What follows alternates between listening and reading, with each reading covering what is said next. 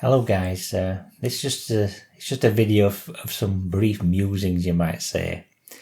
Just regarding, I suppose, some of the things that have been talked about a lot of the other channels and whatever other people have been discussing lately, and also some of my work that I'm going to be hopefully trying to get together up and coming for the channel. I know a lot of people have been talking about this eclipse thing that occurred just a few days ago. I thought about saying something about it, and the only thing I can say about it is there's nothing that spectacular. If you've seen some of my previous videos, you'll know that I discuss a lot about great world age ending cycles, and I mention that quite a few of them, from critical dates in history, do seem to occur within a couple of days of an eclipse, either a solar or a lunar eclipse, yeah? Now, they're, in terms of solar flares, for example, like the 1989 one that took out the power in Quebec, for example, that's just one example.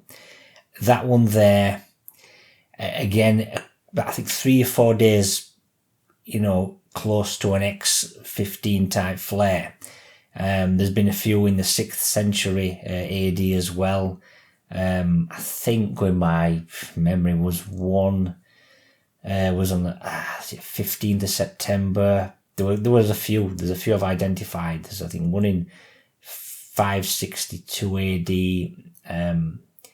around about that area. And there's some chronicles you can look at again. You've got planetary alignments that reach a certain optimum, and then you've got an eclipse. And a lot of the time, it's not the day of the eclipse that matters. It's the planetary alignments, okay? So, for this eclipse date that we've just had, 8th of April, nothing planetary alignment wise is happening on the 8th. There are some interesting planetary alignments that are occurring like literally within the next 24 hours or so of me doing this video, like 12th of April, that kind of thing. There's a few, looking at an optimum there because of the configuration, you could say plus or minus 24 hours, but there's a few interesting ones there. But is there anything that's jumping out at me? No, there just isn't, It's just so speculative to think that this eclipse has got anything associated with a planetary alignment nearby that is going to do anything. So I don't think there's much in this eclipse as such. If a solar flare occurs, though, like of a massive X-class flare, in next whatever day or two, I'll definitely analyse it. I'll have a look at it because they're interesting, And there's some very interesting mathematics I've kind of loosely explored, but I don't want to spend time doing a massive analysis of something that's just so speculative. So I'm just leaving that one to we'll see how that one goes. I think that more often that what people are really talking about is not so much some kind of celestial event that's going to trigger something, quote, naturally, but more the geopolitical stuff. I mean, we're often hearing about Iran. Their embassy in Lebanon, if I got that right. Is it Syria? Syria has been attacked by allegedly Israel and all that, And, there seems to be some kind of possibility for a strike. Now, so this is where I'd just say one thing, guys, because I've done analysis of this in the past. I've done a few videos in the past where I've spoken about Iran being attacked via scalar beam weapons with earthquake devices, right? Causing targeted earthquakes very close to their main nuclear power plant. One of those occurred, I think, about 4 years ago in the aftermath of that general that the Iranian general was killed, and Iran wanted to respond, and they ended up, I think if I've got this right, they were somehow subtly tricked into shooting down a plane or something. But there was also, just shortly after that, an earthquake artificially generated near one of their nuclear plants. I think it might have been something like 4.8 or 5.0, not massive, but it was that kind of thing. Again, to try and dissuade Iran from maybe going further. So what I'm thinking of is, if Iran does do some kind of attack, some kind of retaliation, I would then be thinking, watch for another earthquake going off in Iran, you know. I mean, I do think Iran themselves, there was a, what's it called? MEK, M-E-K. There was a, like an Iranian, you know, NGO terrorist, you know, allegedly all that group or whatever, but some kind of opposition party in exile, black, you know, the usual stuff. There were an opposition party to Iran in a country, it might have been in Albania, you know, so again, I'm going back years from memory. And they were struck by a 6.3 or 4 earthquake that devastated the entire compound. And I did an analysis of that. And I were even citing articles in newspaper where they were talking to some of the witnesses that were there on the scene saying, we think Iran struck us with an artificial earthquake. Even they were literally saying it. So whether Iran has this facility or this capability themselves, or maybe they're just spending money and hiring out certain other countries that do to do the deed on their behalf, you know, Iran does have the ability to trigger earthquakes, one way or another, directly or indirectly. Possibly they might be thinking about some kind of targeted attack in Israel with an artificial earthquake. Maybe. Again, this is all very speculative. But I think knowing that Iran has been attacked with earthquakes near to their own nuclear power plants repeatedly. Same with Japan. Again, I've done videos of that. There's been some incredibly high magnitude earthquakes going off in Japan. One just a few months back, you know, I did a video on. But Japan was targeting the Fukushima meltdown event, the 2011 one. That was so blatant. There was one, I think, before that was, might have been 2008 or 9. It occurred same side of country where they had their biggest nuclear reactor, and it damaged it. I think the earthquake was off to sea or something, but it was the same kind of shoreline area. It damaged their nuclear power plant. They were out of operation for about a year while they were still repairing it. So there are people out there who are quite happy to set off earthquakes, especially near nuclear facilities, and even cause meltdowns, you know. There are those kinds of people out there. So, you know, if there's anything geopolitical happening, I'm thinking if Iran does retaliate, the counter-retaliation against Iran, I could absolutely see it being an earthquake of some sort, some kind of devastating earthquake. We'd have to see, you know. Would Iran itself, would they retaliate with an earthquake? Possibly. You know, I think they did it on that MEK site, you know, a few years back. So if they don't have the means directly, they may have the means indirectly. So I think right now, guys, it's not a question of the celestial events trigger anything significant.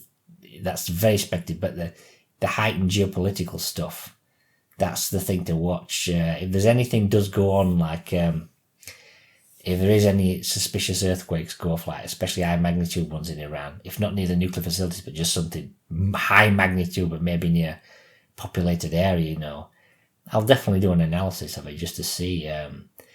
I mean, many years ago, quite a few years ago, I was interested quite significantly in earthquake forecasting and looking at that and how the planets might trigger it. But I just ditched all that, you know, years ago, because the problem is earthquakes these days, all the main ones of note. I mean, you think about if somebody's out there genuinely trying to come up with some kind of earthquake forecasting program to really help people give, you know, proper forewarning, then, you know, you're in a situation where if it's the science is kind of mastered to such an extent that earthquakes can be artificially generated in terms of location and maybe even boosted to certain high levels, what the hell good is forecasting earthquakes?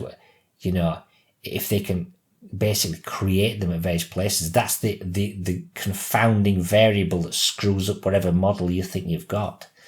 So I'm much more interested actually not in earthquakes, but in solar flares, because I think, hey, if that's a big event occurring on the surface of the sun, the idea that we would somehow be able to manipulate that artificially is a hell of a lot less. You know, it's like those things there, solar flares, they're far more likely to, you know, if you were to really look into it, you could have a breakthrough possibly. It's very complex. Again, I've got a lot of things I'm doing, but most of my research is private, and I don't do a lot of it.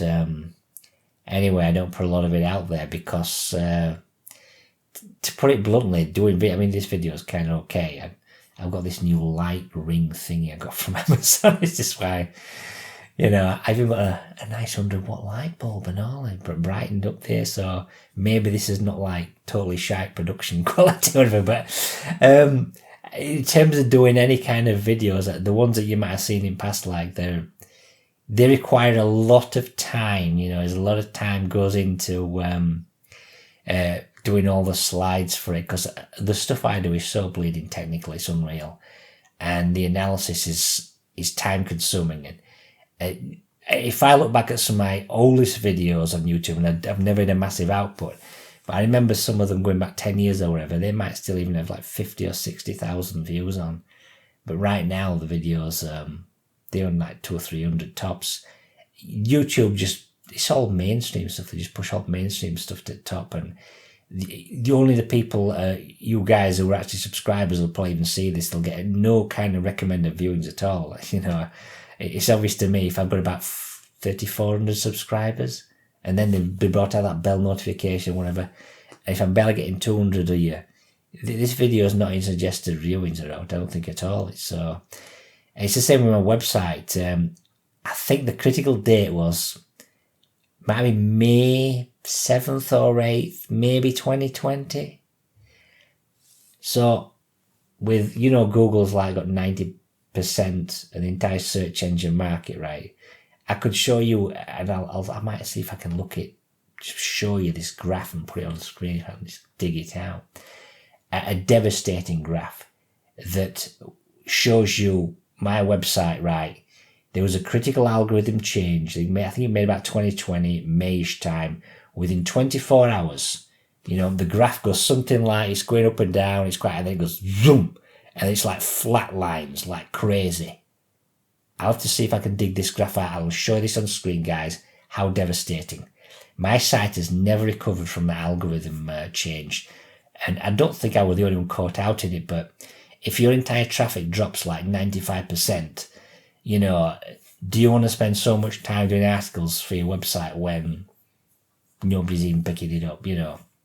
I think roughly around about 2016, 2017, both on YouTube, owned by Google, and Google itself, they just don't give a shit about independent sites anymore, They just don't. They don't care hardly at all about it. It's just so mainstream. I don't even use Google anymore. As I said, I haven't used Google in years. I'm trying to stay away from DuckDuckGo. even that at one point, my website was doing really well with DuckDuckGo. It was like building up crazy.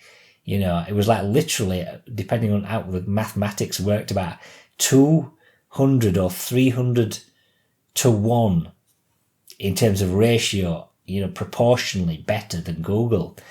And then even DuckDuckGo's gone mainstream and dropped off to practically nothing again. So there's hardly any websites out there now, or rather search engines that seem to be catered towards just niche, small websites. It's all mainstream stuff all the way. So you can understand why I don't like putting massive amounts of effort into writing articles that hardly anybody's going to see. Not really into promoting shit, or anything. I was always interested in just doing it passively, which was perfectly fine up until a few years ago, because Google did not bias towards the mainstream sites, so you were kind of okay. But because now they do, well, you're kind of screwed, aren't you, really? So it is what it is. But the other thing is, and again, this is one of these things I've just been working on. I've got a slideshow of my greatest work, and I've got so far 450 slides. All mathematics. It's still got lots of intricate stuff just to modify and whatever, but it still, I don't know whether this might come out another year or so. Most of the slides, the entire solution to the Mayan long count calendar and the calendar round system, and how it's all designed to function. The greatest mystery that has intrigued me since the beginning, since 1995. And it's literally taken me 25 years to figure it all out. But it's my greatest discovery. I don't even know whether I'll ever get it out there, though. It's just, I can't, seem to complete it. And I know that the entire presentation and all audio and everything is going to be insane in terms of time spent doing it all, getting all together, and it'll probably be something like 5 to 6 hours if I upload it, and knowing that barely 200 or 300 people are ever going to see it, it's just not a priority. This is the thing. Most of my work, it's just too much hassle. When practically nobody's going to see it and everything's blacklisted, a website and a YouTube channel. So, but it is, I'll try and get it out. It's something I want to put out for free. I want to put it out for free rather than charge anybody for it. My books, I've sold a lot of physical copies of them. I only sell them now electronically via my website. If anybody's interested, I don't know whether the pricing's right on that, or maybe I'm like too high. I split it up. This is my book, Occult Physics. You are looking at the last copy that I own, pristine condition copy. This is it. They've all been sold, physical copies, all of them. But this book was split up into 2 parts. One part dealt with the ideal solar system, and the other part dealt with, you can see it here roughly, part 2. Part 2 dealt with megalithic monuments, beginning with the Great Pyramid. And I must admit, guys, it took me absolutely ages to do all these diagrams. Look at this stuff here. Oh God, I did all them technically, all myself, putting all these diagrams out, zoomed in. I was using Microsoft Word, zoomed in at 500% or whatever to make sure that all these insane. I split up the book into 2 sections because I thought some people might be interested in just the celestial angle, the ideal solar system on the Earth at 360 days a year. And the other part was split up into the megalithic monuments and all the secrets of, that, and some of these covert facilities, and how they, are communicating, and how they're resonating the Earth and that kind of thing, and how there's an affinity between the positions of things like Menwith Hill and Pine Gap, and also some of these ancient megaliths. So because there were 2 separate things, so I've created 2 separate books on my website, and I thought, well, I'll let people buy them separately in case, they're only interested in one topic. So I've done that. So I've ended up, instead of it being called Occult Physics, it's just like 2 separate books under 2 different names. You can check them out. But again, I don't know whether I'm still hardly getting any sales from them. I don't know whether maybe I've screwed up prices on electronics, or maybe the expectations it's £4.50 for 220 pages. Is that too high, or am I just like, is that an obscene price, or is that fair? I don't know. I generally guys, I don't know. We'll have to see. I might, because I'm also thinking about incorporating into basically writing material about world age cycles, which is not covered, and maybe recombining them all into one big book with 3 parts to it. I'm thinking about doing that, but again, it's back burner stuff. Don't know whether it's a year, 2 years away. No idea, because the time spent in doing stuff. I've got other things I'm doing as well. I'm writing a completely separate book to any of that. So we'll have to see. I just, there's lots of things that might happen, but I can't give any times as to when eventually they'll happen in terms of research. But we'll have to see. We'll have to see. I think that's about it really for this video, just an update really. So that's it. So just keep your eye out for geopolitical events then. Whether Iran might try something, cause an earthquake there, or whether Iran might be the victim of a major earthquake in the next few days, especially if they retaliate. If they retaliate in some way, will they get a counter-retaliation back at them in the form of an earthquake either near one of their nuclear sites or even just a high-magnitude earthquake near a major populated area in Iran? That's got to be the thing. If anything like that does happen, I'll do an analysis of it, but you'd be thinking automatically it's probably, artificial. So, but anyway, we'll leave it there. So, over and out.